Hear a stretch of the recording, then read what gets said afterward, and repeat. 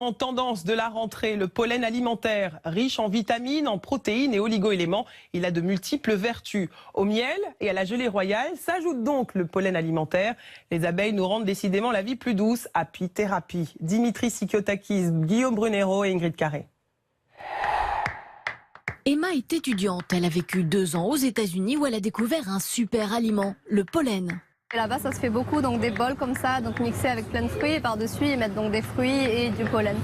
Certains restaurants new-yorkais en saupoudrent partout, mais plus besoin de voler à tire-d'aile outre-Atlantique. Le pollen est arrivé en France, comme ici, dans cette petite guinguette qui fait de la cuisine bio. Angèle est fan de ces petites billes jaunes, celles récoltées et traitées par les abeilles. J'aime beaucoup ce petit goût un peu beurré, amer, très floral. Légèrement craquant, parfois un peu farineux, le pollen peut se consommer sec ou frais. Mais Angèle préfère la deuxième version que l'on trouve sous forme congelée.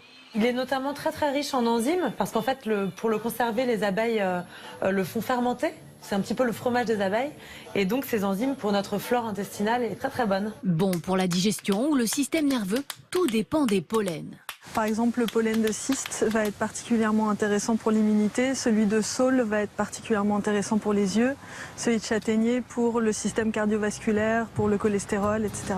Attention toutefois aux personnes allergiques. Si le pollen choisi par les abeilles est très rarement allergisant, certains cas de réaction ont été recensés. Une fois les précautions prises, 2 cures de pollen par an sont recommandées au changement de saison.